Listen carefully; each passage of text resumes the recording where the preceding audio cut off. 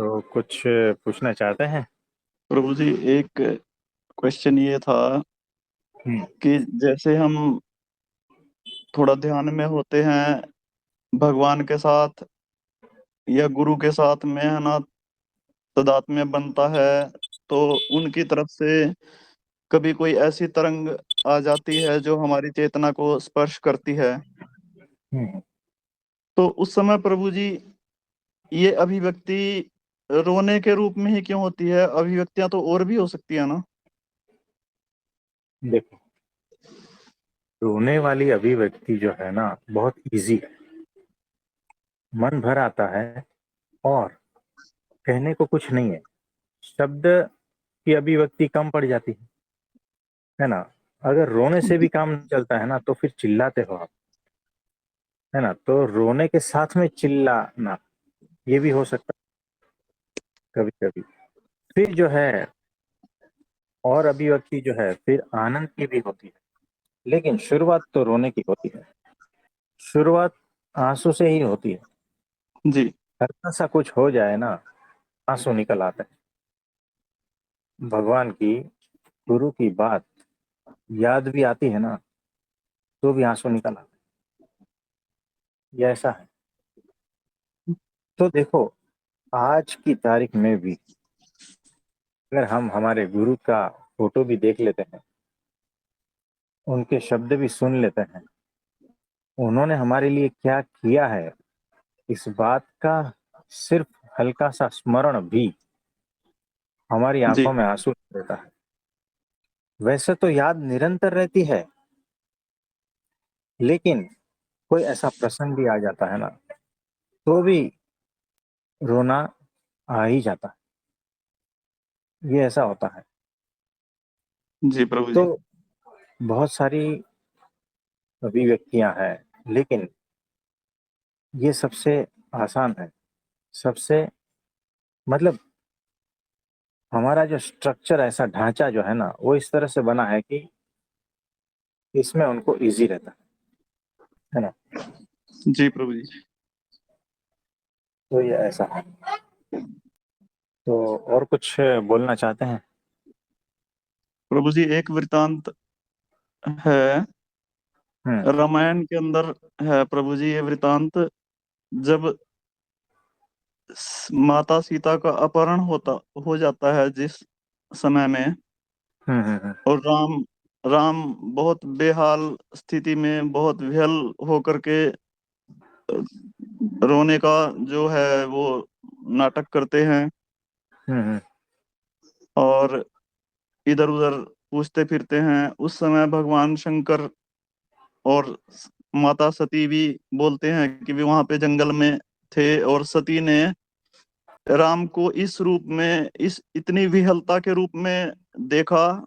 तो उसने फिर शंकर जी से कहा कि आप तो कहते हैं कि राम ब्रह्म है, और जिनका नाम आप जपते हैं, और वो तो इस तरीके से एक अपनी स्त्री के अपहरण हो जाने के बाद ऐसे रोते फिर रहे हैं, मतलब बहुत दुखी हो रहे हैं, वो हम्म। ब्रह्म कैसे हो सकते हैं?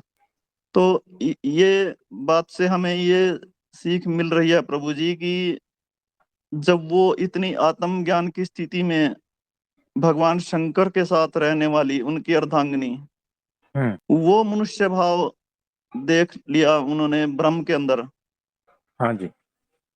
तो हमारी तो औकात क्या है प्रभु जी? हाँ जी, हम बिल्कुल देख सकते हैं। बिल्कुल ही। क्योंकि जब तक शरीर में है, माया में है ना। जी।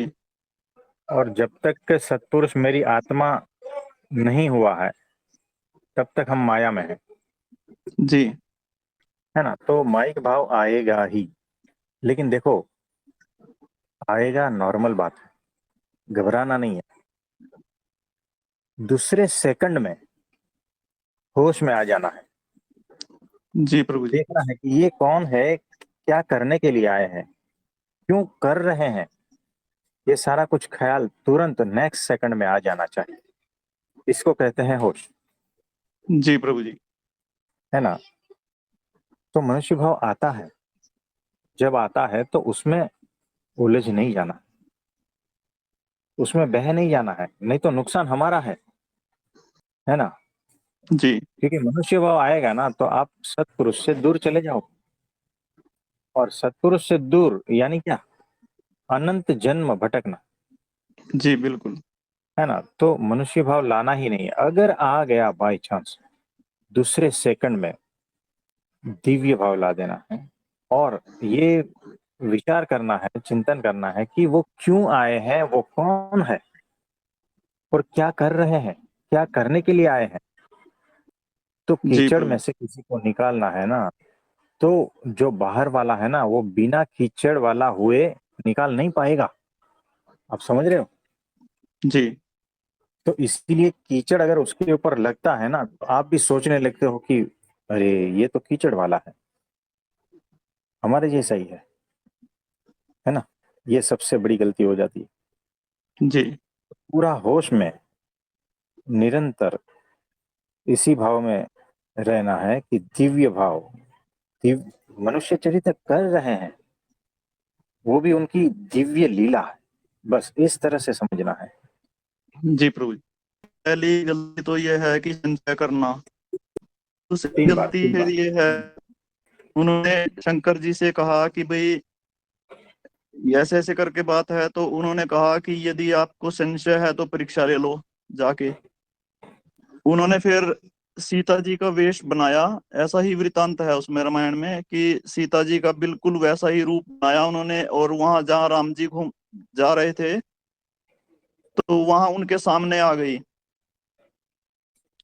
तो राम जी ने क्या किया, उनको देखते ही, वो तो ब्रह्म थे, वो तो पहचान गए।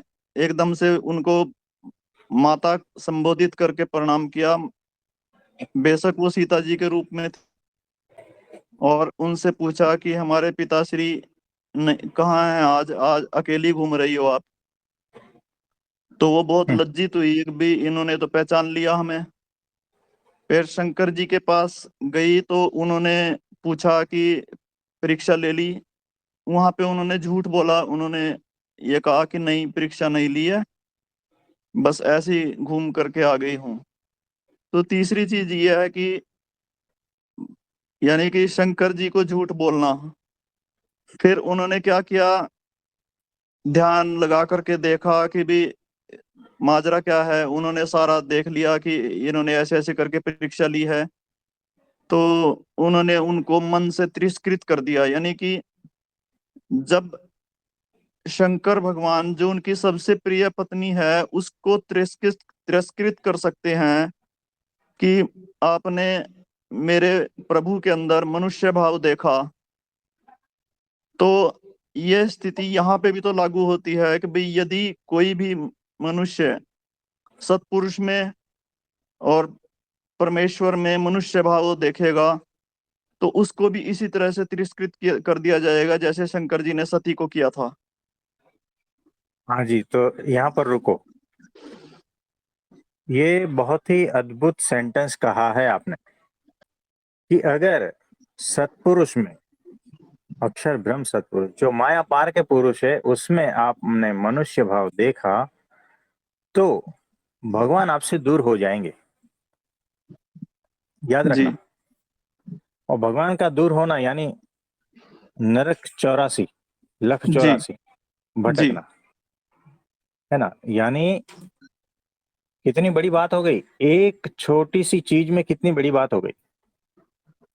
तो भगवान हमेशा दिव्य ही है ना। वो जी हमेशा प्रभु जी। दिव्य ही है। और उनमें मनुष्य भाव देखना यानी उनका द्रोह करना। तो बड़ी अद्भुत बात कही। इस पर आप एकदम सही सही जा रहे हो, अध्यात्म के मार्ग में सही सही चीजों को पहचान रहे हो। बहुत अद्भुत बात जी प्रभु जी। है ना। तो ये मास्टर की है, इसको पकड़ के रखना। ये चीज जी प्रभु जी। सामान्य नहीं है, ये मास्टर की है। और इसी से सारे ताले खुल जाते हैं। और ये चाबी गुम गई तो कोई ताला खुलेगा नहीं।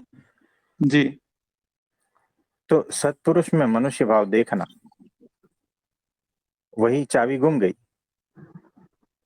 और उनकी हर क्रिया में दिव्य भाव देखना, मनुष्य जैसी क्रियाओं में भी दिव्य भाव देखना, यानी चाबी मिल गई, बस ये लिख लेना। जी प्रभु जी। ये अद्भुत सूत्र है, इसको लिख लेना कहीं पर भी, है ना। जी प्रभु जी। जी। निरंतर चिंतन मनन करना और भीतर बिठा देना। हाँ जी।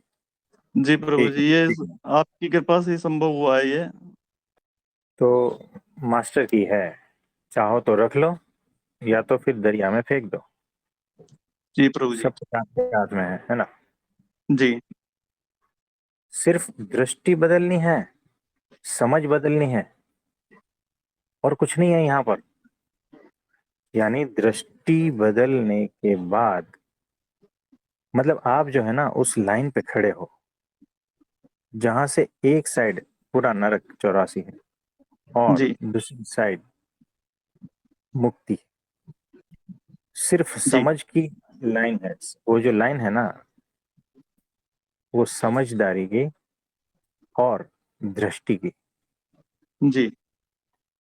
इतना भेद है बस। सारा कुछ बैठे बैठे है, बताओ। और सारी जी। साधना सिर्फ दृष्टि बदलने की है। जी प्रभु जी। तब आपकी दृष्टि बदल जाएगी। सारी साधना उसी की है। वो साधना अनंत प्रकार की होती है और अनंत जन्मों तक चलती है। सिर्फ एकमात्र दृष्टि बदलने की साधना है ये। आप इस वक्त जगत में जो भी जितनी भी साधनाएं देख रहे हो ना, उसका अंत जो है ना सिर्फ दृष्टि बदलने, वहां जी। तक पहुंचना है।